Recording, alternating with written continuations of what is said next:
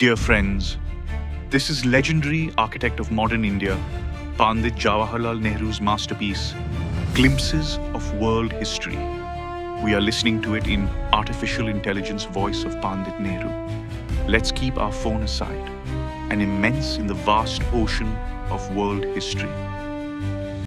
A birthday letter for Indira Priyadarshini on her 13th birthday. Central Prison, Naini, October 26th, year 1930. Dear Priyadarshini, on your birthday, you have been in the habit of receiving presents and good wishes. Good wishes you will still have in full measure, but what present can I send you from Naini prison? My presents cannot be very material or solid. They can only be of the air and of the mind and spirit, such as a good fairy might have bestowed on you, things that even the high walls of prison cannot stop. You know, sweetheart, how I dislike sermonizing and doling out good advice. When I am tempted to do this, I always think of the story of a very wise man I once read. Perhaps one day you will yourself read the book which contains this story. 1300 years ago, there came a great traveler from China to India in search of wisdom and knowledge. His name was Xuanzang, and over the deserts and mountains of the north he came, braving many dangers, facing and overcoming many obstacles, so great was his thirst for knowledge. And he spent many years in India learning himself and teaching others, especially at the great university of Nalanda, which existed then near the city that used to be called Pataliputra and is now known as Patna. Xuanzang became very learned himself, and he was given the title of Master of the Law of the Buddha, and he journeyed all over India and saw and studied the people that lived in this great country in those far-off days. Later he wrote a book of his travels, and it is this book which contains the story that comes to my mind. It is about a man from South India who came to Karnasuvarna, which was a city somewhere near modern Bhagalpur in Bihar. And this man, it is written, wore round his waist copper plates, and on his head he carried a lighted torch. Staff in hand, with proud bearing and lofty steps, he wandered about in this strange attire. And when anyone asked him the reason for his curious get-up, he told him that his wisdom was so great that he was afraid his belly would burst if he did not wear copper plates round it. And because he was moved with pity for the ignorant people round about him, who lived in darkness, he carried the light on his head. Well, I am quite sure that there is no danger of my ever bursting with too much wisdom, and so there is no need for me to wear copper plates or armor. And in any event, I hope that my wisdom, such of it as I possess, does not live in my belly. Wherever it may reside, there is plenty of room still for more of it, and there is no chance of there being no room left. If I am so limited in wisdom, how can I pose as a wise man and distribute good advice to others? And so I have always thought that the best way to find out what is right and what is not right, what should be done and what should not be done, is not by giving a sermon, but by talking and discussing. And out of discussion, sometimes a little bit of the truth comes out. I have liked my talks with you, and we have discussed many things. But the world is wide and beyond our world, other wonderful and mysterious worlds. So none of us need ever be bored or imagine. Like the very foolish and conceited person whose story Xuanzang has told us, that we have learned everything worth learning and become very wise. And perhaps it is as well that we do not become very wise. For the very wise, if any such there are, must sometimes feel rather sad that there is nothing more to learn. They must miss the joy of discovery and of learning new things, the great adventure that all of us who care to may have. I must not therefore sermonize. But what am I to do then? A letter can hardly take the place of a talk. At best, it is a one-sided affair. So, if I say anything that sounds like good advice, do not take it as if it were a bad pill to swallow.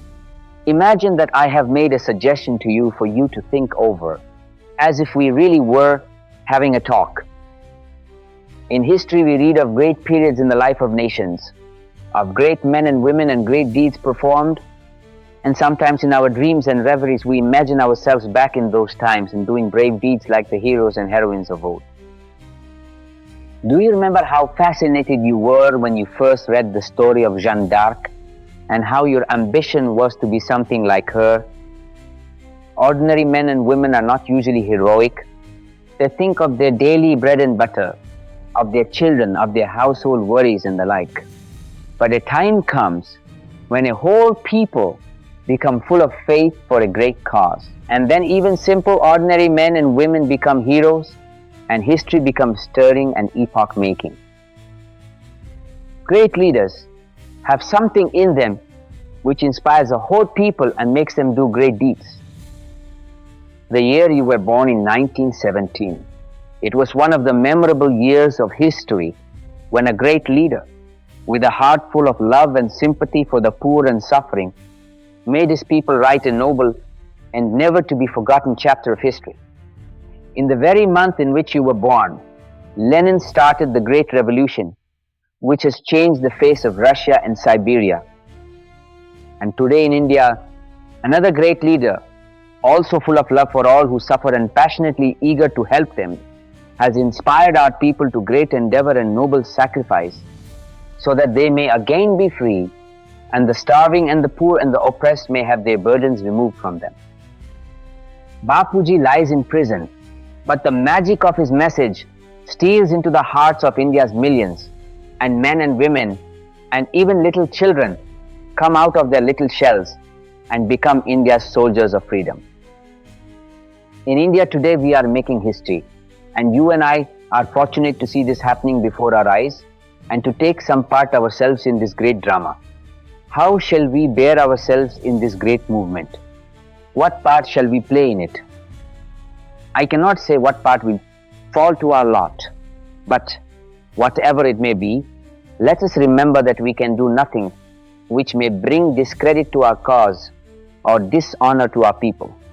If we are to be India's soldiers, we have India's honor in our keeping, and that honor is a sacred trust. Often we may be in doubt as to what to do. It is no easy matter to decide what is right and what is not. One little test I shall ask you to apply whenever you are in doubt. It may help you. Never do anything in secret or anything that you would wish to hide. For the desire to hide anything means that you are afraid, and fear is a bad thing and unworthy of you. Be brave, and all the rest follows. If you are brave, you will not fear and will not do anything of which you are ashamed. You know that in our great freedom movement, under Bapuji's leadership, there is no room for secrecy or hiding. We have nothing to hide. We are not afraid of what we do and what we say. We work in the sun and in the light. Even so, in our private lives, let us make friends with the sun and work in the light and do nothing secretly or furtively. Privacy, of course, we may have and should have, but that is a very different thing from secrecy. And if you do so, my dear, you will grow up a child of the light, unafraid and serene and unruffled, whatever may happen. I have written a very long letter to you, and yet there is so much I would like to tell you. How can a letter contain it? You are fortunate, I have said, in being a witness to this great struggle for freedom that is going on in our country. You are also very fortunate in having a very brave and wonderful little woman for your mummy, and if you are ever in doubt or in trouble, you cannot have a better friend. Goodbye, little one, and may you grow up into a brave soldier in India's service. With all my love and good wishes.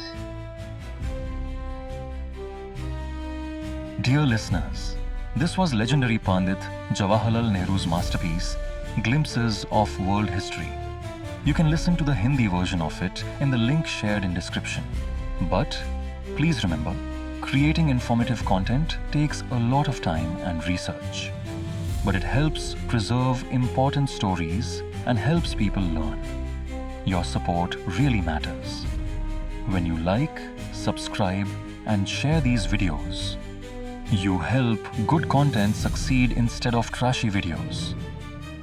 You're choosing education over entertainment, knowledge over nonsense. Support us through paying thanks, supers, and subscriptions. Let's go to the next episode.